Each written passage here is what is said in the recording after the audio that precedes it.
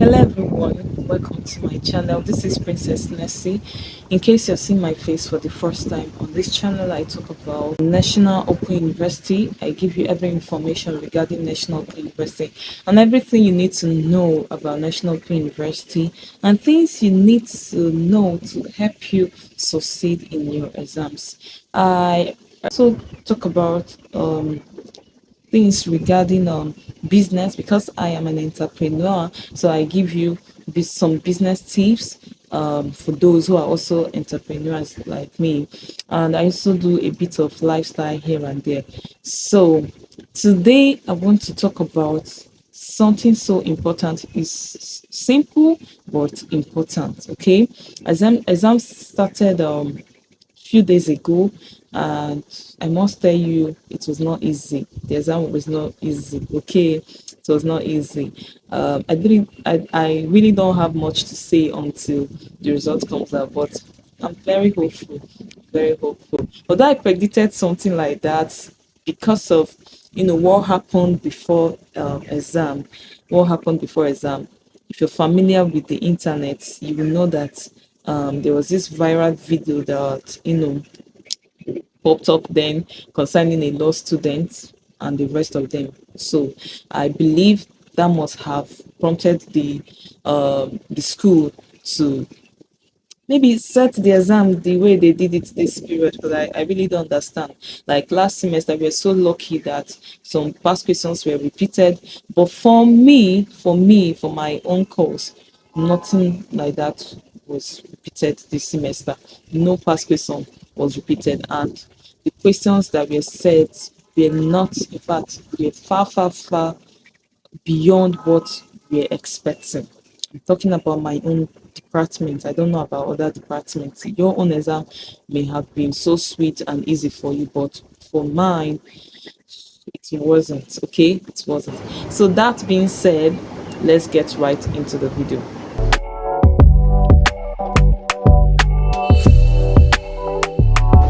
Okay, today I want to be giving you 4 tips that will help you in your exams. Okay, I know I've made a video recently where I told you things you need to do concerning your exam and all that. Okay, in case you've not watched in case you've not watched that video, please do well to watch the video. So today I'm going to be giving you 4 tips that will help you come out successfully in your exams.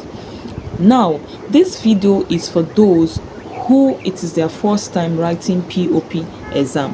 What is POP exam? Pen on paper exam. If it is your first time writing pen on paper exam, or it's been a while you wrote pen on paper exam and you're starting again to write pen on paper exam, this video is for you. If you have anyone who it is their first time writing POP exam, please share this video to them. All right, number 1 tip is this: forget writing verbatim. That is, forget writing from your course material. If you're asked a question or you're giving your question paper, make sure that all your answers are in your own words. Don't write word for word. Don't write verbatim. Okay, don't copy out everything word for word that you saw in your course material.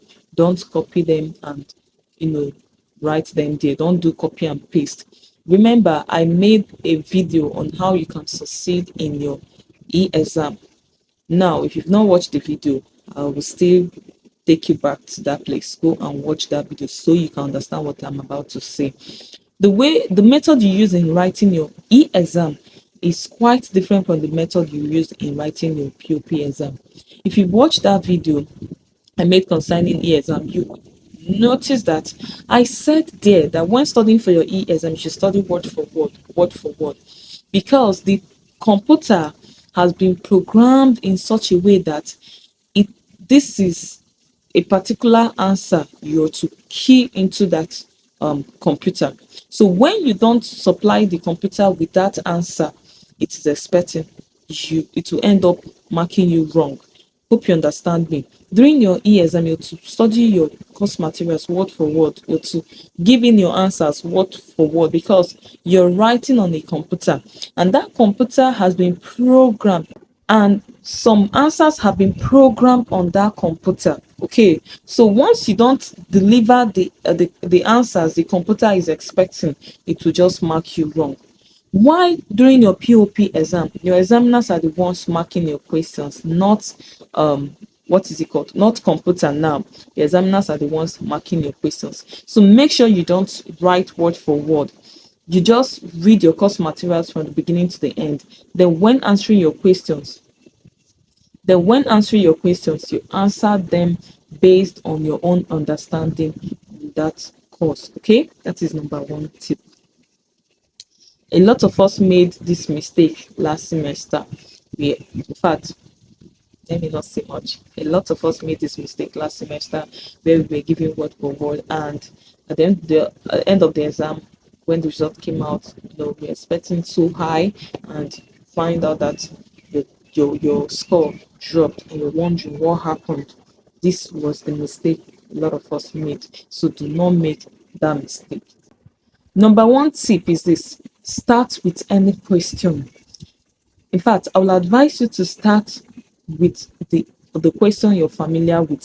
Start from the simple to the complex. Start with the simplest question. Do not say because it is from number one to number four, number 10, I must start from number one. No. If the question you understand well is number four, start from number four. If it is number six, start from number six. If it is number one, start from number one.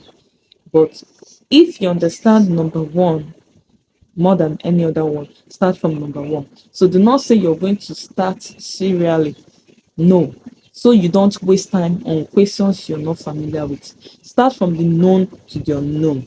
If you're giving your question paper, go through it and make sure you start from the questions you understand well before the ones you do not understand well.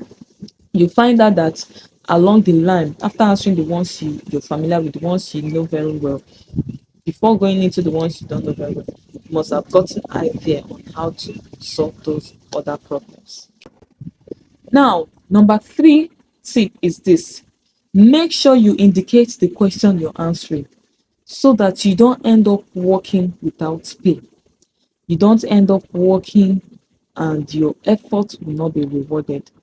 What do I mean by this? Now, if you're answering number one, once you open your answer sheet, up there you're going to see space for where to input the number you're answering.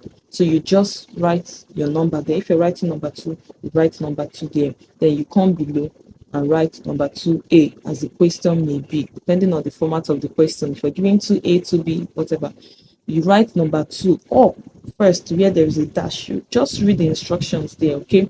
You write it, and then you come below and write 2A and start answering. If it's 2B, you're familiar with it, write 2B. Then after answering maybe 2B, 2C, and you now remember 2A, you go down and write 2A. Just make sure that you indicate the question number you're answering. That is all I'm trying to say. And after writing your answers, after answering all your questions, I don't have the answer sheet here, but I've shown you what I mean. After answering all these questions and you close your book, just the front page, below it, you're going to see space where you're to write out all the numbers you answered. You're going to see space where you're to write out all the numbers you answered. So make sure you write out all the numbers according to the way you answered them. If your number one answer was from number four, make sure number four comes first. If your second answer was number three, make sure number three comes second. If the third one was number one, make sure just like the way you answer them, just write out the numbers. I'm talking about the front page where you're to write your matric number, your semester, your year. Below it, you're going to see one white dash like that, one white space like that, column like that. So you're going to write out the way you answered your questions in your answer sheet. That is how you're going to indicate those numbers there. Don't say because the first question was number one, second number two, three, four. That is how you're just going to write number one, two, three, four. No. The way you answered your questions in your sheet, if you first of all answered number four before going to number one, write number four there. and other ones just like that. That is number 3 tip you to know. Okay. Number 4, which is the last one, be straightforward with your answer. Be straightforward with your answer.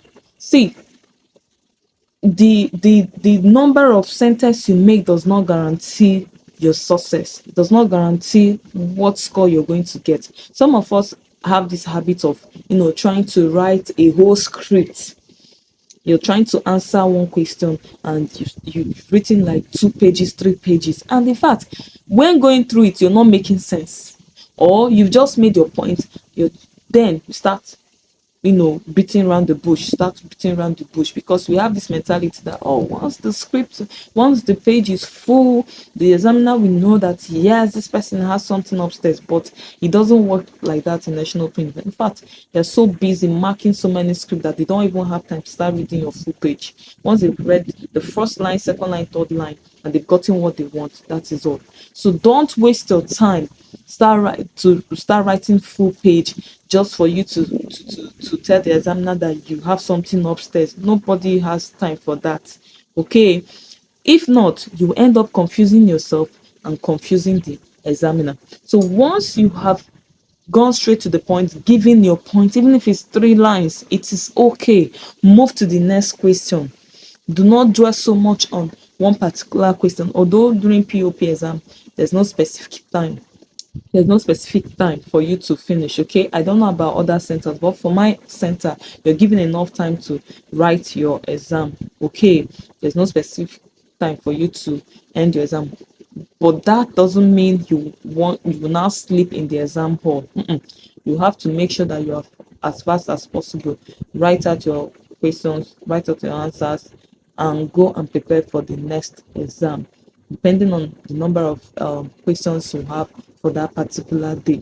Make use of your timetable, go through your timetable. Okay, I've made a video here just a few days ago, a few weeks ago.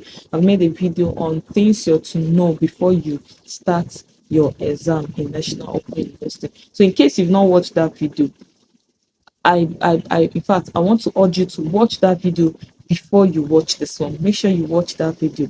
It will help you a lot. So these are just the 4 tips for me, based on my experience. These are the 4 tips I think you should know about that will help you succeed in your forthcoming exams. Okay, because the exam this period is not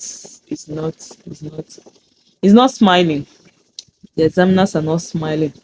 Everybody involved in this exam, they are not smiling. They are not smiling. So you too shouldn't smile by reading your book and giving them the answers back to back. Okay. My God. So all right.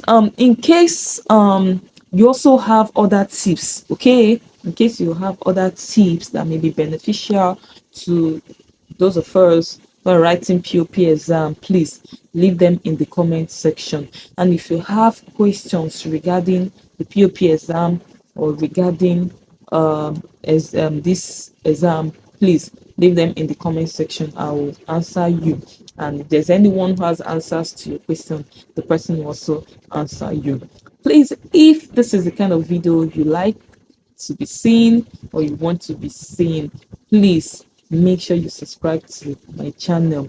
And if you have friends who are interested in videos like this, you have friends who it's their first time writing POP exam, share this video to them. Okay, let them know about this video. So until I come your way next time, I remain Princess Nessie.